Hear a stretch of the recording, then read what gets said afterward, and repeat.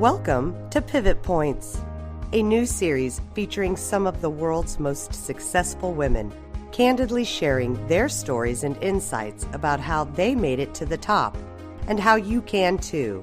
Hosted by Perry Yeatman, a straight-talking global executive and award-winning author who created the career and life of her dreams and now wants to help other ambitious women do the same. Due to technical difficulties during the original recording, the voices in the following interview may seem out of sync in a few places.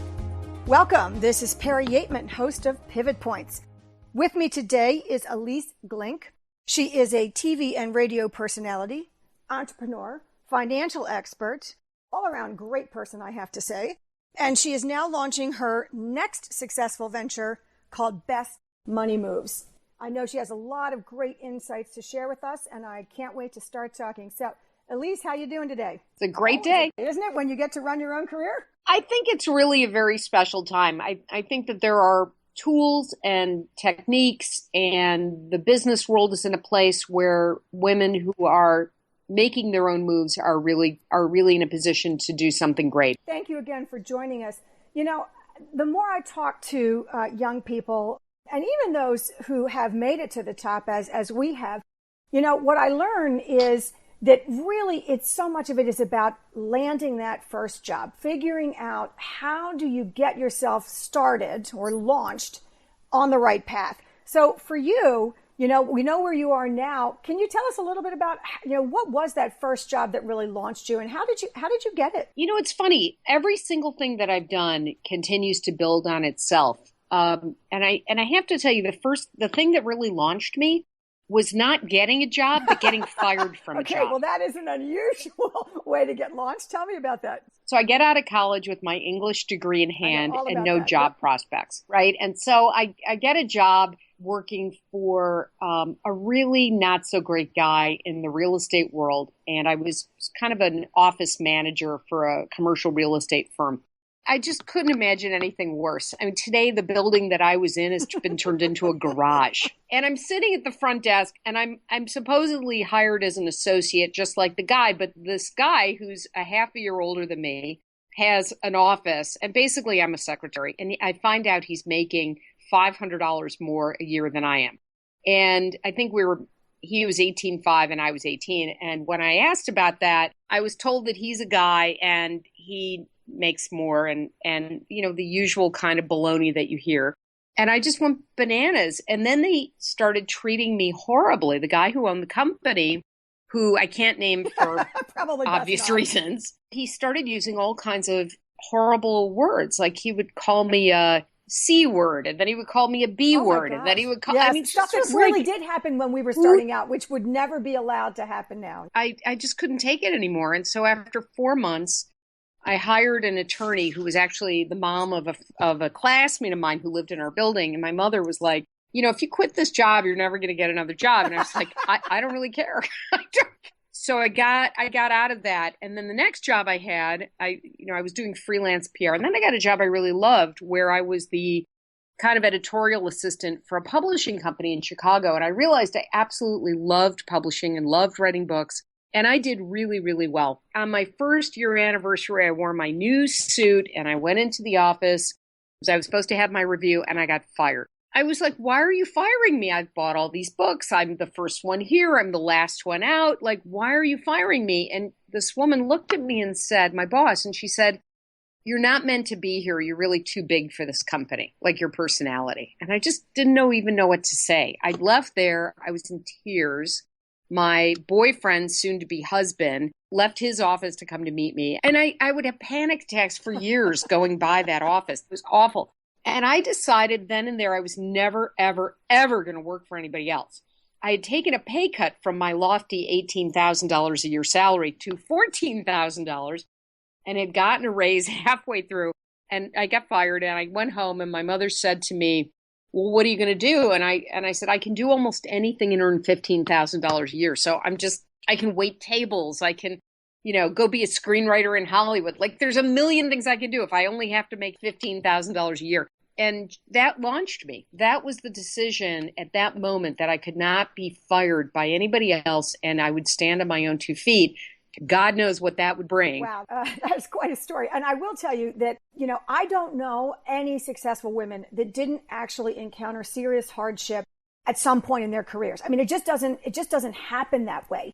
So I think that what really it matters about your story is that, first of all, I have always said that some of the best learnings you get are from the failures, right? And the things that don't go well, because you very quickly learn what you do want and what you are really good at by doing what's not working for you. So clearly you learned quite quickly and much quicker than a lot of other people did or could have, that you wanted to be on your own, that you wanted to be an entrepreneur and that you were willing to take the risk to do that. So I think that's great. And it's a great story. But I think a lot of women today, they're concerned that they ever fail. And the truth is, we all failed. I don't know anybody who didn't fail. And at some point actually probably go down in flames. And then it's all about getting back up. So thank you for sharing that story.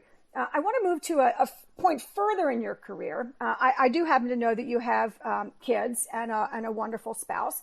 And so a lot of people, when one of the tricks, if you will, to keeping women in is that we get to that point where it's often called mid-career, where whether it's, nowadays aging parents or children, there's a big caregiving responsibility, usually kind of in the 30s and the 40s or the early 40s. And women, it's just so hard. America is not a good country when it comes to providing care for kids or for the elderly.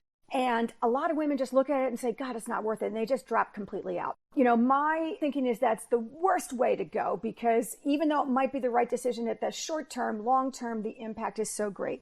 So can you tell us a little bit about how did you do it? What did you do when you got to that mid-career point and you were feeling all of the stresses and the pulls and the tensions? And how did you handle it? And what kind of support system did you create in order to get through? There were a couple of things that kind of came in line that were helpful. One is that I married young, and I had by today's standards, I had my kids relatively young. So I didn't have the pressure of a late marriage and then immediately I have to have kids because I might not be able to. And a lot of women face that. They're in their late 30s, even early 40s, and they're having kids. And I think that that's the only time you can have it. You're going to make that work, but you'll probably be a little further along in your career at that point. So it helps on that side. You probably have a little more money. You have a little more stability. You feel a little bit more confident.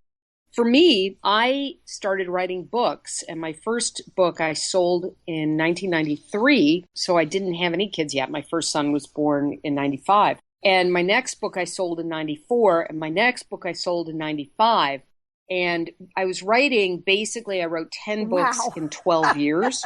That's quite prolific. That's a lot. I look back now and I'm like, what the hell was I thinking? And some of these books were like 4, 5, 6, 700-page manuscripts. Like, they were not small books. And I remember for one of my books that came out in 98, so I was finishing it up in 97, and I was pregnant with my second kid, and I had 3 interns sitting on the floor, and I was working out of my house, which is one of those things at the time that made things a little bit easier. We had full-time help, but I was home. I remember having these 3 interns on the floor trying to fact check this 785-page manuscript, thinking to myself, okay, the first change I make is the next book I write is going to be less than 200 pages. I would be done with 3 books right now.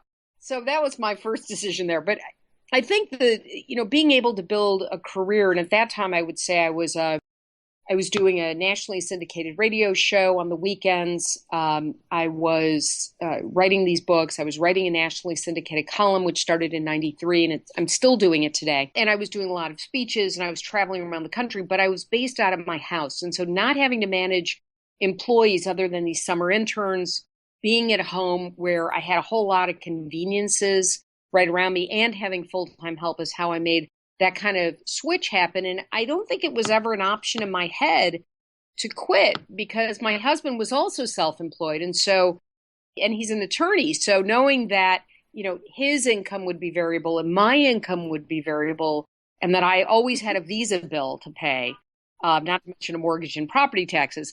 And my whole focus is around money and real estate. I didn't feel like quitting was something that I had the luxury to do. And I didn't want to quit. I was having a lot of success, and I wanted to keep building that, because, when you're in a young marriage and you have little kids, like, the last thing you ever feel is successful. Like, success is getting out of your pajamas before 4. You know?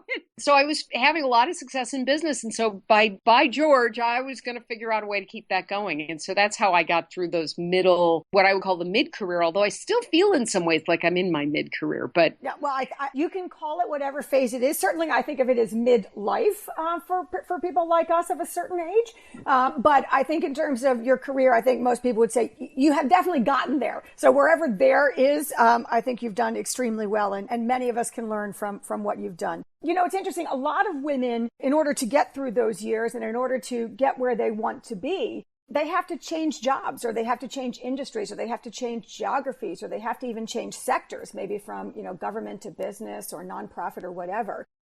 It sounds like most of your career, you've been an entrepreneur, but you've still had a lot of transitions because you've gone from writing to TV and radio, and now you've got a whole, kind of e-commerce site going, et cetera. So you have gone through a lot of transitions. How have you been able to negotiate for what you want and what you need at each of those? And whether that's personally or professionally, right? I mean, you have to be able to negotiate with your spouse and your kids about what you want to go do, but you also have to negotiate with employees and with people who hire you, et cetera. So what are really your best tips for how do you negotiate for what you want? I always feel like I'm a bad negotiator, but I don't think that's really true. I think our perceptions of who we are and how we're being perceived are always a little bit off. And as a woman, I have to say, it was kind of interesting. My kids, as part of a school project, asked me what kind of discrimination I was facing in the workforce as a woman.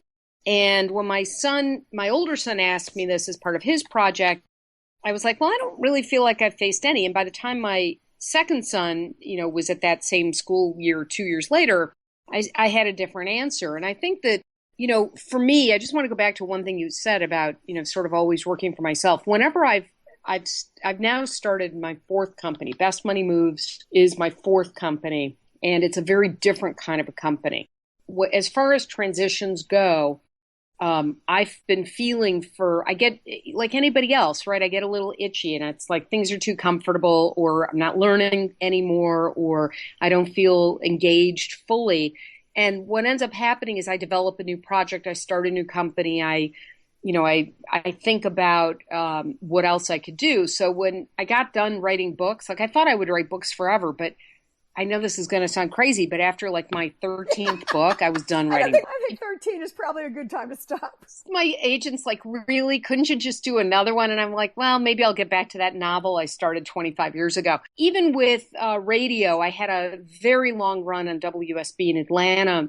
I was there for 18 years. I'm still sort of there. Now I'm at WGN. I just felt like I needed a change and they needed a change. Even though I was like top in my time slot, it was still, I could feel like I was ready to go. But of course, you never want to leave something that's comfortable. And I think that getting comfortable with change is something that's really hard for everybody. And the things that I've done to become good at that, at those transition moments, is I always try to have an understanding of where I'm going or where I want to go. So with Best Money Moves, the idea for it, and what it is an HR, it's an HR app. That employers give to their employees to help them measure financial stress and then dial it down with information, tools, gamified platform, communication portals, and all this sort of thing.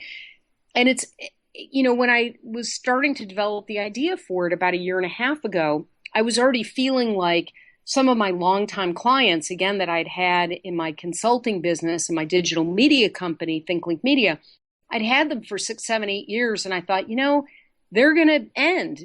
What happens in companies is every 7 or 8 years, people at the top change, they move on, they get promoted, they leave, they go. Things change for them, the world. And then the people who come in, they always want to bring in their own people. And so what I was trying to do is figure out a way that I could keep my entire team employed as these clients kind of aged out. And when Best Money Moves came in to focus, I thought, here's something that's a totally different business than I've ever started, but it had the potential to be really huge and self-sustaining. All employees need financial wellness help. All of them, the vast majority of people are in debt. I can really get behind this. My people can get behind this. And so what I tried to do was pivot by understanding that there was going to be a future and believing in myself enough that I could bring it about, at least to a place where it would be self-sustaining. And it looks like that's how it's going to roll out. So I try to always know where I'm going. Doesn't always work that way. Sometimes it's super scary for me too, but you just try to power through. I have to say, I feel the same way. I always tell people, you need to have a plan. And it's not because the plan is going to happen, because in my life, I got to tell you, none of it actually worked out exactly the way I wanted. I mean, I planned for Europe. I ended up in Singapore. I planned to marry one guy. I married the other guy, right? I mean, it didn't work out the way I thought, but I had a plan. I had a focus. I had something that I wanted. I wanted to be overseas. I wanted to start a family. I wanted certain things, and that broad direction came to pass. So I do agree with you. I think it is about having an idea of what you're trying to achieve, and being very clear about what you're trying to achieve. And then the method or the means to get there will emerge based on basically you trying sometimes. So that's really, really helpful. I want to switch now to kind of where we are today. And I want to spend a little time looking back and trying to think about how you handle it. Now you are a CEO, you have, as you said, 4 successful companies that you have launched and run. And so when you think about how you have managed the perception of you, how you actually kind of are in the world today, there's kind of 2 things I wanted to touch on. One is, we all know that women are unfairly, I would say, but, more harshly scrutinized than their male peers. So whether it's on performance, whether it's on parenting or looks, I just read something in the Wall Street Journal this week where it was actually activist investors or something, incredibly more likely to target women CEOs. I mean, so we get a lot of scrutiny. And I wanted to ask, how do you handle that? What have you done to be able to manage this increased scrutiny that we're under? It feels sometimes like a microscope. So when you're in the public eye like I am, and you're on TV all the time, and people tell you that your hair looks like a bee's nest. So helpful. Thank you. After a while, and people would come up to you, like I was at the television station I was at, they hired a television guy to come in, a consultant to sort of help us with our game. And so everybody came out of the meetings and they're like, oh, he says I don't write well. He says I don't talk well, blah, blah, blah.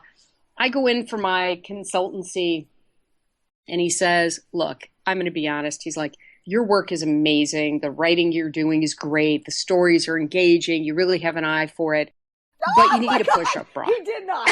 Even today, he said that. I love it. Oh, my God. And I was like, really? He goes, yeah. He's like, you're big on top and you really need like a better bra. And I'm like, okay, how's my work? Like I was anything substantive you'd like to comment on? He's like, yeah, your work's fantastic. Oh, and you might want to put some more highlights in your hair. And I was just like, okay, learning to be on TV for me was a lot about learning how the outside makes people listen to your inside. And that's where I learned how to do my hair and put on makeup. Not a lot. I'm still not a big makeup person, because when we had dinner, you were like, so what's on your face? And I'm like, nothing. But, I just found that as I evolved in television, it really was starting to help everything else. So I was in my mid 30s and I was done having kids. And I was always into physical fitness, not to an extreme. I was never one of those like Instagram people, right? We didn't have Instagram, exactly. But I always was, fit and believed in working out. And so what happened is I started to dress for TV, which requires more form-fitting clothes and heels and, because you're going out and seeing people and meeting people. And I saw that people responded to me differently. And that was actually a really big thing. And I was going on these book tours all over the place and I had a dress for the Today Show. And the first time I was on the Today Show, I can't tell you, I brought 4 pairs of shoes with me. I was so freaked out. I never wore heels, really, really beautiful pairs. And I brought them to New York with me. And the woman they go and they do makeup and they fix your clothes and whatever. And I said, which of these shoes do you think I should wear? And she goes, honey, you brought 4 pairs? Like she couldn't believe I was like, I didn't know what would look good. And she goes, well, let's wear these. And sure enough, like Katie Couric before we went on the air was like, those are great shoes. But those kinds of things made a difference. And then a game-changing thing happened for me. And I got nominated for an Emmy Award for one of my pieces on mortgage fraud. I done a 2-part series, and it had done really great in the ratings, and it got entered, and I was nominated. And I needed to wear something special because I didn't know if I was going to win or not. So my mother took me to a woman at Neiman Marcus that she had used as a personal shopper for years. And I was there, and I said, I need something for this Emmy Award. I have no idea what you wear, and I'm not going to wear one of those stupid ball gowns. And she said, oh no, you're more sophisticated than that. I have an idea of what would be great. And I bought from her the most amazing velvet Ralph Lauren skirt, really fabulous, with this wonderful paisley with gold and purple, and wore it with a black cashmere tank. And it was spectacular. And it was exactly right. I didn't end up winning, but I still have that skirt, which is still fabulous. I wore that cashmere thing to death. And I started to go see this woman at Neiman Marcus twice a year, 3 times a year. And I was so timid in the beginning, but she had a vision of how I should look, which was smart and sophisticated and lots of leather. I think I told you one day, when in doubt, wear leather. I've got so much leather now in my thing. I invested in timeless, cool pieces that reflected the person that she thought I should want to be, and that I did want to be. I just didn't know how to express it in clothing. And it completely was transformative, both in how people saw me and how I saw myself. And what was really amazing is she understood that I didn't have a lot of money in the beginning, and then I had a lot more money, and was totally willing to work with me on my budget. And people comment today about how cool my clothes are and how neat that white leather thing is. And it's given me so much more confidence, and it really makes me understand what people say about power of the clothing. It's so true, because I think I feel the same way in terms of, to me, the clothes, your looks cannot be a distraction to the substance, right? Because without the substance, without the performance, none of us have anything. And so it is, but they need to be something that's true to you. But I do agree with you. I mean, when you look at people, a lot of people say, "Oh, workplace is casual now. I'm gonna go in and I'm gonna, match." I always tell people, if they haven't met you before, you want to look professional. You want to be in a suit still, even if it's a chino type culture. You can wear the chinos after you get hired.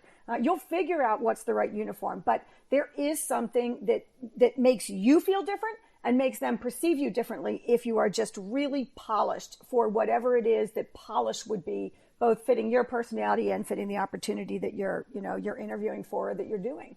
I have to tell you, the very best piece of advice I got for that was when I was really at the very beginning of my career, before I even became launched as a writer. And I was writing screenplays, and I had some people out in Hollywood who wanted to meet me. So I was on my way to Hollywood, and I was talking with my mentor, who had been, she'd been a big shot running TV shows at PBS. And there was a time where I just felt like I was going to end up in Hollywood as a screenwriter right before I met my husband. She said, "What are you going to wear?" And I said, "Oh, well, everybody out there wears jeans and a T-shirt." And she said to me, and I've never forgotten this, she said, "You haven't earned the right to wear jeans and a T-shirt." So I went to Hollywood and I dressed up, and that's how I met agents. It's how I met producers. It's lonely at the top. Everybody says that, even if you have a C-suite around you or whatever, the bottom line is the buck stops with you when you are really the at the top or the head of the company. And it can be lonely. And even more so, I think, for women. What is your support system, and how did you create it? How do you find female friends today? How do you make time for friends? I have been very lucky that in the town that I live in, there are some working women who are also high-powered, and also, one of them is a CTO, CIO at a huge hospital system, and one has been a CMO and a senior VP of marketing at a publicly traded company, and is about to be, I'm fingers crossed, a CEO of her own, of a really cool company, $25 million company. And I've just run across these women, and we've connected. Our kids were the same age, and we kind of hung out, and then we realized that we all have so much other stuff in common. But the thing that's really helped me is in a way of managing my own team here, because as that's grown, I found myself at one point in time, I had like 12 or 15 direct reports. And anybody who's smart will tell you that's just never a good idea. And I kept trying to find people who wanted to be kind of my second in command. And in one of our companies, number 3, my then partner brought in this guy who she had known for 25 years, and he had been running a $200 million division of a global publishing company. And he and I just totally hit it off. And after I sold my share of that company and he left it to go do another project because he was a consultant, I asked him if he wanted to come work for me full time.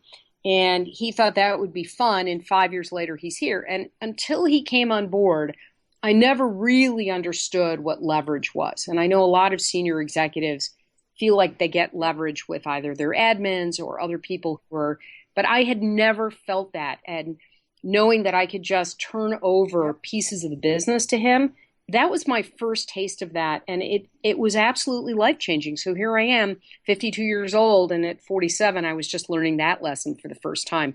And it's allowed us to grow. And honestly, Best Money Moves would never be happening if it weren't for Angus, because he knows how to do a huge chunk of this work that I just would have to have learned from scratch and may never have actually learned, or certainly not learned as well as he's learned. I think that I've had a great combination of people who have worked for me who have been great, like Angus, and then friends who I see every spare minute of my day. And I tend to be the kind of person who I know a million people, but the people I really trust, who are really deep down inside, close to me, I just have a few. And so that's where I invest my time. I happen to agree. People think it's so funny that my 2 best friends for my whole life happen to be named Sue. And so like my 12-year-old calls them Auntie Sue number 1 and Auntie Sue number 2. And yes, I mean, I've known one since I was 4 years old, literally 4 years old. We went through school together and we've just always been friends. And the other one I met when I was about 20 or 24, somewhere in that range. And then those 2 became best friends. And now we actually literally all live in the same small city. It is great to collect people and to have people you can truly trust with your full self, and that you don't have to have a filter on or worry about, anything going on. I think every woman needs at least a few friends like that. My challenge was to open up to other people. And finding people that I felt like I could trust was a bigger deal than having people trust me. People tell me crazy things all the time about their lives, which I'm delighted to hold tight and then share anonymously with the world as a teaching moment. But in terms of me feeling like I could open up, that was longer and harder to figure out. And once I did, world opened up again. So we're wrapping up here. If you were looking back, if you could tell something to your younger self, are you happy with the way everything's turned out? What would you change? What advice would you have for yourself? It's a great question, because I don't think I could say to myself, work harder, be smarter, avoid these minefields. Like, there's no way to do that. And truly, every single thing I've ever done is now wrapped in some way, shape, or form into Best Money Moves. So I know that I'm the sum of all of my different pieces and parts. And I like that. My philosophy about life is that it's kind of a tapestry, right? And it weaves together in strange and unusual and beautiful ways. And you just have to be conscious that that's how it all kind of comes together. And I think I would say to my younger self, have faith. It will, it does, and it always will going forward. That's great. Ilyce, thank you so much for your time. Again, this has been Ilyce Glink.